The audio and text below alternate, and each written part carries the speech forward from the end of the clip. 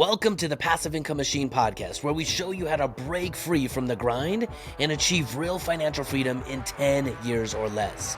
My name is Ryan D. Lee, and I've helped thousands turn income into cash flow, trade fake money for real assets, and take back control over their time, their wealth, and ultimately their life.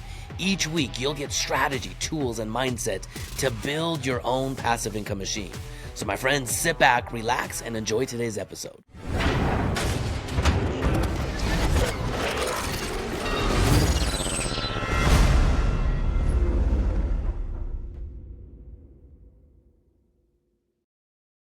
All right, my friends, welcome back to the Passive Income Machine podcast. You're on the microphone with me, Ryan D. Lee, and I'm excited for the topic of conversation today because today we're going to be talking about what life will give you and what life will open the door of opportunity for you to have. So the topic of conversation today is life will give you exactly what you tolerate. So sit back, relax, and enjoy today's episode. Now, my friends, recently I was at a family reunion, and at a family reunion, as you oftentimes do, you get an opportunity to have some late night conversations. You go a little bit deeper with your siblings and with your cousins and with your, parents, people that you may, in passing, you might not have an opportunity to really have a deep, meaningful conversation. And my sister and I have been having a lot of really deep conversations these last couple of years. She's going through some major life transitions. And as we talk about and bounce off ideas back and forth with each other, she's facing right now some severe opportunities, but some severe hindrances, some gateways preventing her from achieving those opportunities. And we talked a little bit about her professional career. And inside of her professional career, she has the opportunity to make a lot of money, to make a good living, but ultimately what's standing in her way is the ambiguity, the expectations, the requirements of a boss who is very ambiguous in what he expects, the commitments that he's willing to make, and his follow through on those ambiguous commitments. Now, for you, let me kind of apply this to your life. You might be feeling like in your life that things are just hard. And, sometimes no matter how much effort you put in, you still might be stuck. Have you ever felt that way before? Because this is really where it hits you like a ton of bricks. I want you to consider this. What I told my sister is life will give you exactly what you tolerate. And let me have that sink in for just a minute. Life will give you exactly what you tolerate. If you tolerate being broke, if you tolerate being stressed out, stuck, overweight, out of shape, whatever that might be, a bad marriage, life is going to give you more of that because you tolerate it. When you're unwilling to tolerate what life has given you, you do the work required to change it. You face the expectations, you face reality for what it is, and you do something different than your past to give you a different future. And so inside of my sister's professional dilemma, we talked about what would be required to change her circumstances, to not tolerate what is being forced on her anymore. And, even though that's difficult, it's also empowering. If you want something bigger, if you want something better, acknowledging your life, acknowledging the circumstances, acknowledging the details and the facts of your life for what they are, sometimes that can be painful to do. It could be painful to look at the facts of your bank account and realize you don't have as much money as you thought you had or that you wanted to have at this point in your life. Jumping on the scale and realizing you're 10, 15, 20 pounds overweight, those are the facts, and you could deny them. But when you acknowledge the facts for what they are and you find a new fire inside of you to do something different, this is what will propel you forward. When you're unwilling to tolerate, the circumstances, the facts of your life up to this point. So let's zoom out for a minute and let's talk a little bit about the financial scenario, the financial world that we find ourselves operating in right now. Because recently an article came out. And every year this article comes out, but recently it came out and the stats on it are actually quite shocking. What it talked about in this article was today, fewer than 30 people, you could fit these 30 people on a single private jet, these 30 people, they own more wealth than the poorest 3.8 billion people on Earth. That's not a typo, that's half of humanity, versus a group of people that you could fit at your next dinner party. And what's actually getting worse is this wealth gap is shrinking, meaning more and more wealth is consolidated in the hands of fewer and fewer people. And people want to point to this and say at the expense of everyone else. So let's go back in time for just a minute. Now, this is still an outlandish number, but back in 2016, it took 62 billionaires to match half the world's wealth. In 2017, just 1 year later, that number dropped to 43. 2018, just 26. And the real problem with this is over the last 2 years, the richest 1%, they gained twice as much wealth as the bottom 99% combined. And, when we look at this on the surface, it's really easy to point to the billionaires and say, it's not fair. They shouldn't have that much money. And this kind of inequality has people asking some very big questions. And the loudest one really is, should billionaires even exist? And some of you might say, absolutely not. There's no reason for anyone to have $1 billion or more dollars. I mean, think about that. If you had $1 billion, it's not even possible for you to spend it in a current lifetime. Now, some might say, sure, why not? Billionaires should exist. Just let people be free. Let them do what they want. But let's pause. I don't think billionaires are the root of the problem. They're more like the smoke, the signal that's indicating that below the smoke, there is actually a problem. I want you to consider a powerful metaphor that will kind of bring this out. Not too long ago, researchers used to think that amyloid plaque caused Alzheimer's. But later, they realized it wasn't the cause, it was just present at every scene, like an ambulance at an accident. What if billionaires are the ambulance? If so, the real question isn't whether they should exist, it's what's the injury, what's the crash that's bringing billionaires to the surface to even consider. Or just like the amyloid plaque, it was always present, and that was a signal that beneath it there was something going on. So here's the first warning signs of really the monetary system inside of America. Let's go all the way back to 1886. The Statue of Liberty had just been unveiled. The promise on that Statue of Liberty is, and still is today, bold. Give me your tired, your poor, your huddled masses, yearning to breathe free. But when those huddled masses stepped off the boat, they were met with something else entirely. America's Gilded Age, a time of grotesque inequality. The richest 0.03% had more wealth than over 11 million families combined. The middle class didn't exist. People were either in control of or being controlled. There was no in between. Now, this sounds familiar because we are moving back to this right now in America. So here's the uncomfortable truth. We've now re-entered this exact same Gilded Age, except this time the robber barons don't own the oil wells or the railroads. They own assets. They hold debt. They understand a financial system that was quietly rewritten in 1913 and accelerated in 1971 when America removed itself from the gold standard. And in 1913, it's when the Federal Reserve was created. Now, all of this leads to modern monetary policy, a never-ending addiction to money printing. Modern monetary policy allows our government today to tax us in one of two ways. They can directly tax us, and we see this and feel this all the time, right? When you get a paycheck, you see your taxes taken out before your paycheck. When you go to the gas pump, they don't even show it anymore, but they used to show it. But something like 70 to 80% of the price that you pay at the gas pump is taxes. Now, you don't see that. They don't want you to see that. But from sales tax to property tax to estate taxes to employment taxes and everything in between, we are taxed nonstop. And oftentimes we are taxed upon taxes, meaning if you pay taxes on your income and then you went and bought something, you pay sales tax. So you're being taxed again on top of a dollar that's already been taxed one time. But in addition to this, Americans will only people in general will only tolerate so much visible taxation. And so in 1913, when the federal government created the Federal Reserve, they found a way around the system, a loophole, if you will, that they created to serve them first. And the Federal Reserve allows the federal government to tax Americans without their consent, even without them noticing. It comes in the form of bailouts, it comes in the form of stimulus, but really what it is at its core, those words are used to deceive the American people. It's printing more money. And on the back of the big, beautiful bill that Donald Trump just signed into law, we are going to do that yet again, print more money.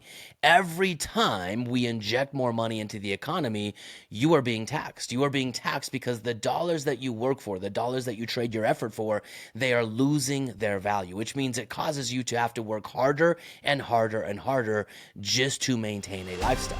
Hey, quick time out from the show. I just had to pop in and say, if this content is resonating with you, the How to Retire in 10 Years Summit is going to blow your mind. Every strategy you hear us talk about starts there. This is the ultimate event for creating real financial freedom in 2025. We've got an early registration bonus that you're not going to want to miss. Spots are filling fast, so check out that link in the description or just head over to retireit10years.com and get registered now. Let's make this your year. Now, back to the show. Now, again, my friends, life will give you what you tolerate. And more than anything, we need this awareness to understand that it's the financial system that is oppressing people. And not only is it oppressing people, it is oppressing them to the point that it is getting back to this idea of the Gilded Age. It is wiping out the middle class. But on the flip side of it oppressing people, the system isn't. I don't believe that the system requires your permission to use it. I truly believe that anyone can access this system. Now, I'll be quite honest with you. I'm not a billionaire. I'm not anywhere close to that. But I've massively increased my wealth by using the exact same system that billionaires use today. Today, billionaires are printed, they are not born. Now, what do I mean by that? We're going to pull back the curtain on how the system actually works, how inflation, debt, and central banks create billionaires by design, and why your paycheck keeps falling further and further behind. Until then, I want you to consider this. Don't settle, don't tolerate, be the one who chooses to do something different. Because today, if you tolerate the financial system that you're in, here's the path that you're going to follow. You are going to be the person who works really hard. Every single year, you're going to find yourself working harder just to maintain. If you do have the ability to cut your expenses and to have a little bit of surplus left over at the end of the month, you're going to try to save it. And you're going to try to save it in a system that, again, is working against you. You're going to put it in the stock markets. You're going to put it in mutual funds, wherever it is. But even though this isn't the point of this podcast, I want you to consider that the stock market is massively inflated. The reason the stock market continues to go up at unprecedented rates isn't necessarily because the companies and the GDP of America is growing at unprecedented rates. In fact, the exact opposite is happening. The reason the stock market is going up is because of inflation. It again is yet again another illusion. All that means is the same companies, or there's more dollars chasing fewer amounts of stocks, which means the value or the cost of those stocks go up. It's just like real estate. Back in the day, back in the early 1950s, an average 3-bedroom, 2-bath home used to cost between $15,000 and $20,000 total, all in. Today, that same 3-bedroom, 2-bath home costs almost $500,000 total, all in. And it's not because houses got more valuable. I would argue that they got less valuable. We're using poor quality materials to build houses today than we were back in the 1950s. It's because there are massively more dollars chasing the same number of houses. So the stock market is an illusion. And the more you follow this average path, the more you're being squeezed. The more you're being squeezed, the less likely you are to ever be able to stay in the middle class. It is being wiped out. The only way to go from being squeezed to winning is understanding what I just said earlier. Billionaires are printed, they are not born.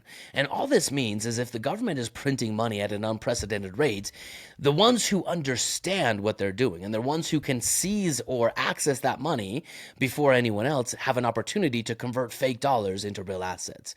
That, my friends, is the secret of winning today. That, my friends, is the secret that the billionaires are playing on a massive scale. They are accessing printed money, which is literally fake money.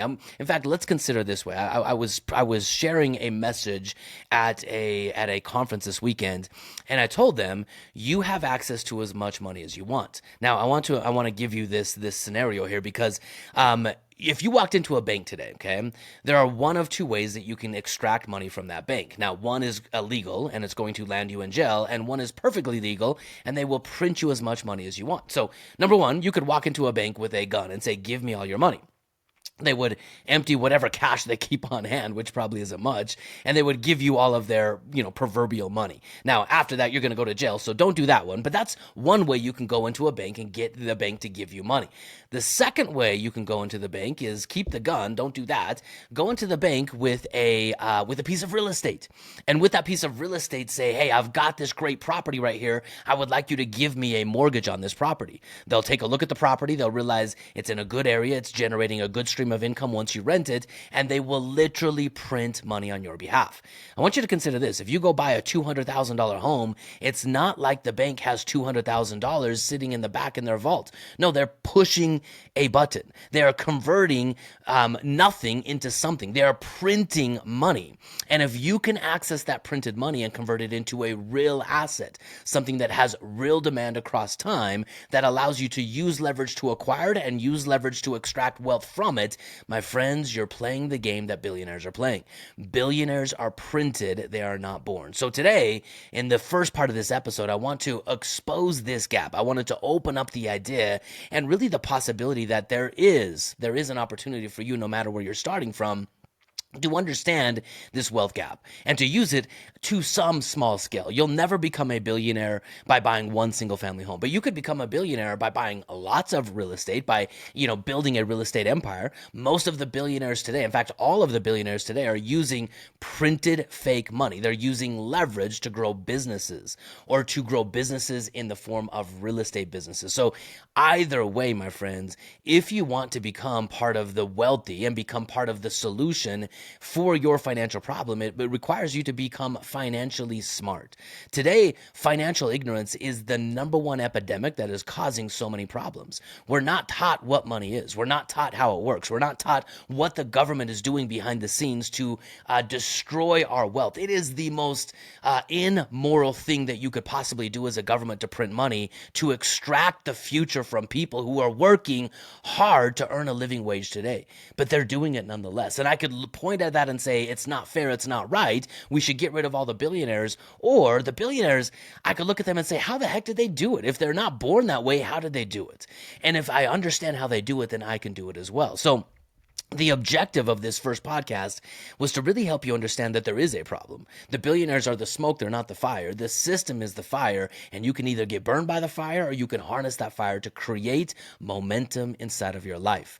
In order to do this, you have to stop being financially ignorant. And financial ignorance is really just willfully ignoring the information that is readily available to anyone today. It's not given to you. You're not going to learn it in systems because the system needs you working. The system needs you dependent. The system needs you in that system to contribute to that system so they can extract money off of your back.